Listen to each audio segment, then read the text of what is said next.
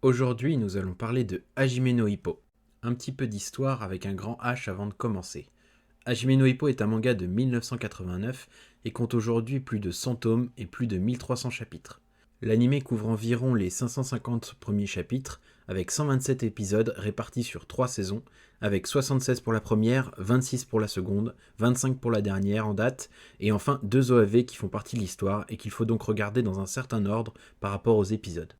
Sachez tout d'abord que je ne spoilerai que le tout premier épisode. Les images que vous verrez ensuite n'ont pour vocation que d'illustrer ce que je dis et seront mis hors contexte afin de ne pas vous spoiler. L'histoire se passe à l'époque du début de l'écriture du manga, c'est-à-dire fin des années 80, début des années 90. Le personnage principal est Ippo Makunochi, un lycéen de 16 ans, qui se fait maltraiter dans son lycée car il s'isole des autres et donc ne fait partie d'aucun groupe, ce qui fait de lui une cible facile pour les petites frappes de son école. Ippo n'est pas du genre à se défendre lorsqu'il est attaqué verbalement ou physiquement. La seule chose qui est insupportable pour lui, c'est lorsque des gens qu'il estime au plus haut point sont insultés. Mais pourquoi est-il isolé ? Simplement parce qu'il veut aider sa mère dans l'affaire familiale de pêche. Elle loue son bateau à des clients pour leur permettre d'aller pêcher au large. Sa mère est désolée de le faire travailler alors qu'il n'est qu'un lycéen et qu'il devrait profiter de sa jeunesse, mais bien qu'Hippo souffre de cette mise à l'écart par les autres, rien n'est plus important que sa mère, rien n'est plus important que d'aider sa mère, tout simplement parce qu'il aime sa mère.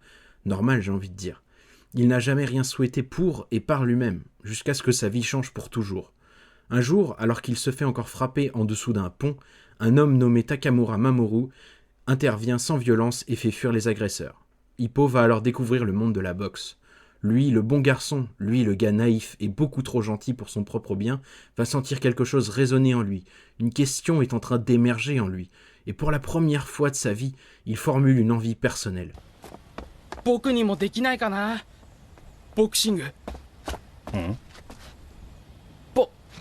僕もボクシングやってみたいなはいや僕もボクサーになってみたいなと思っておめえみたいな軟弱にボクサーは向かねえよそうだななんだったらダイエットとかのやつだったら紹介してやってもいいぜどうだそういうんじゃないんですプロボクサーになりたいんです強くなって試合とかしてみたいんです高村さんもセンスあるって言ってくれたしなめんじゃねえぞ簡単な思いつきでプロボクサーになろうなんて言われちゃ困るんだよ思いつきじゃないです真剣に考えててめえみたいにいつもコテンパンにいじめられてるやつに務まるほど甘い世界じゃねえんだよ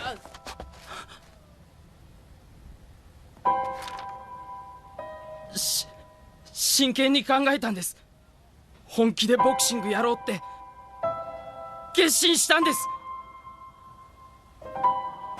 僕も強くなりたい高村さんみたいに生まれ変わりたいんです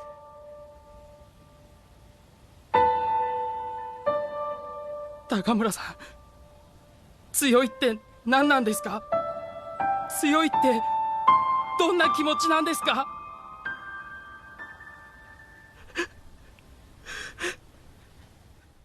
Ce qui motive Hippo, ce n'est pas une volonté de rébellion envers ses camarades, vouloir se venger ou vouloir dominer les autres.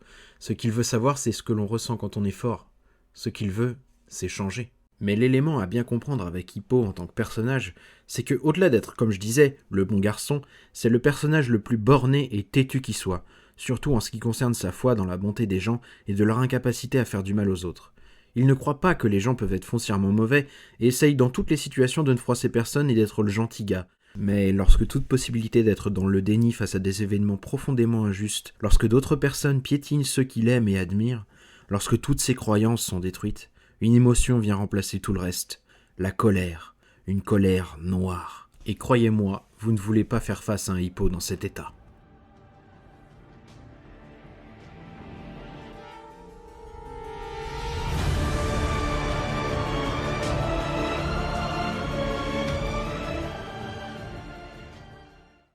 Vous vous souvenez tous, je pense, des accès de colère de Gohan dans Dragon Ball Z, n'est-ce pas ?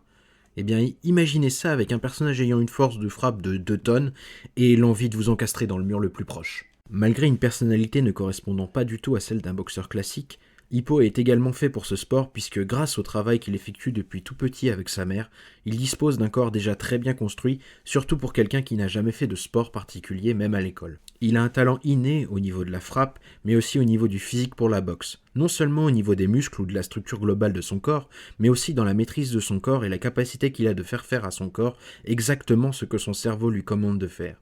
Pourtant, il n'est pas capable de tout faire dans ce sport. Loin de là, il a juste un très bon physique pour devenir un boxeur dans des domaines bien spécifiques. Et s'il veut avoir la réponse à sa question, il lui faudra une détermination et une quantité d'entraînement incommensurables.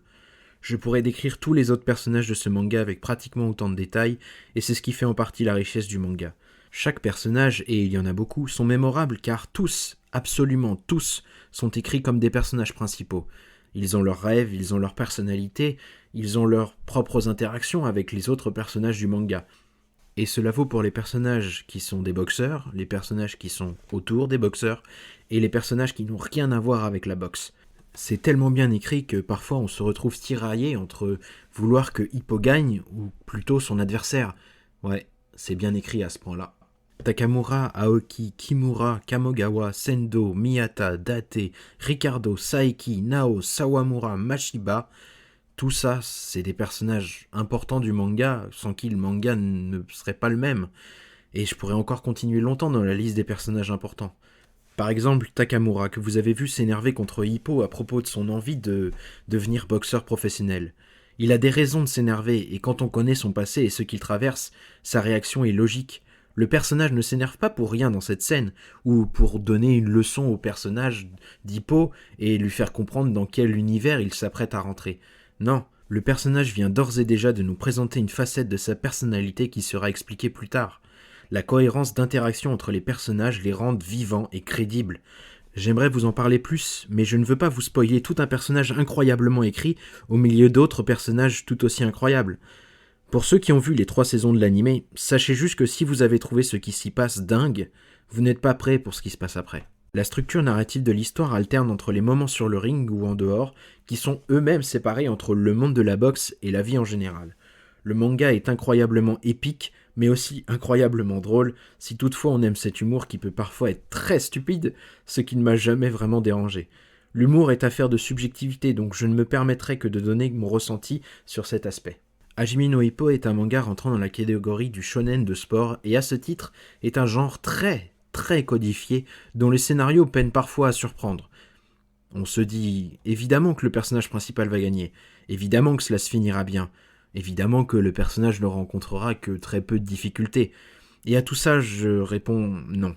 Hippo va devoir faire face à de l'adversité sur le ring. Comme en dehors, l'histoire est à de rares occasions prévisible, mais elle réussit l'exploit de surprendre le lecteur et les spectateurs la grande majorité du temps, et donc à l'accrocher et lui faire se dire « Allez, encore un chapitre, allez, encore un épisode ». Je ne suis pas quelqu'un qui, il y a 15 ans, avait une affinité particulière pour la boxe, pas du tout même. Mais quand un manga de sport est tellement bon que ça te pousse à vouloir faire du sport en général, ou dans le cas présent de la boxe, tu sais que ce que tu lis est incroyable. Aishil 21 m'a donné également ce sentiment sur un sport dont je me foutais complètement avant. Mais Hajime no Ippo se place dans une représentation de la boxe plus réaliste que Aishil 21 du foot américain. Ne vous méprenez pas, le manga et l'anime n'oublient pas d'être ce qu'ils sont. Les coups et les effets sont exagérés et ne ressemblent pas à 100% à ce qui se fait dans la réalité. Vous vous souvenez que j'ai dit qu'Hippo avait une force de frappe d'environ 2 tonnes. Klitschko, un grand champion de la catégorie poids lourd, a mesuré sa force de frappe aux alentours de 700 kg.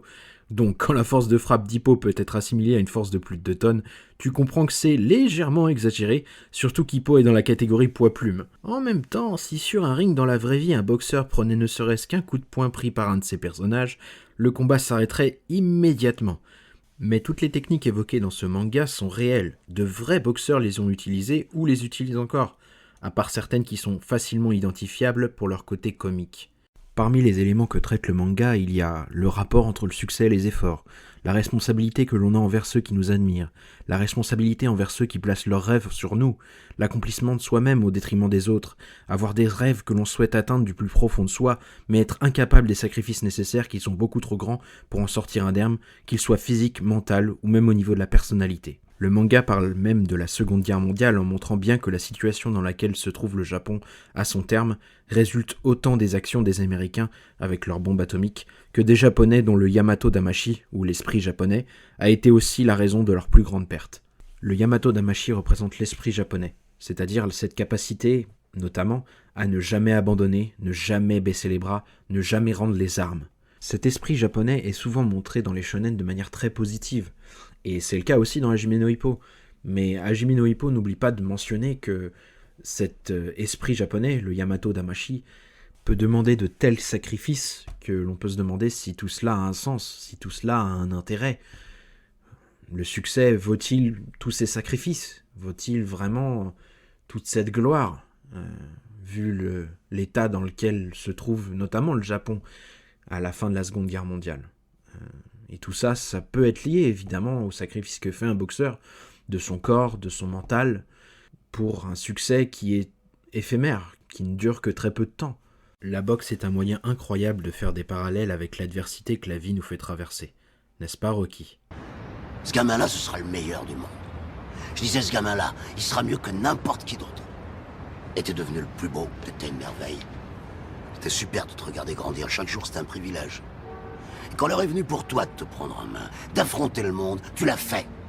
Et quelque part, en cours de route, t'as changé. Et je t'ai plus reconnu. T'as permis à des gens de venir te gueuler à la figure et te dire que t'étais nul. Puis quand ça a été trop dur, tu t'es trouvé un responsable, une ombre qui t'empêchait d'éclore. Et je vais te dire un truc que tu sais déjà. Le soleil, les arcs-en-ciel, c'est pas le monde. Il y a de vraies tempêtes, de lourdes épreuves, aussi grand et fort que tu sois, la vie te mettra à genoux et te laissera comme ça en permanence si tu la laisses faire. Toi, moi, n'importe qui. Personne ne frappe aussi fort que la vie. C'est pas d'être un bon cogneur qui compte. L'important, c'est de se faire cogner et d'aller quand même de l'avant. C'est de pouvoir encaisser sans jamais flancher. C'est comme ça qu'on gagne. Si t'es sûr de ce que tu vaux, faut tout essayer pour l'obtenir, mais accepter aussi qu'il y ait de la casse. Au lieu de montrer le voisin du doigt en disant j'ai tout raté dans la vie à cause de lui, ou d'elle, ou de je sais pas qui. Ça, c'est des trucs de trouillard et t'en es pas un, toi. Tu vaux mieux que ça.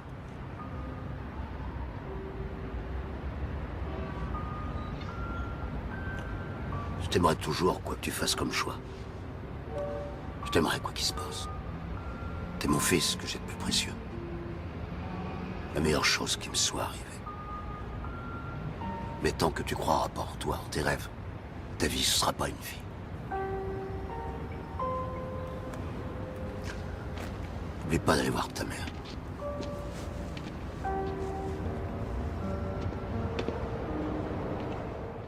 Bon, ça fait pas de mal de se demander pourquoi ce sport de combat, plus que n'importe quel autre, résonne chez autant de gens.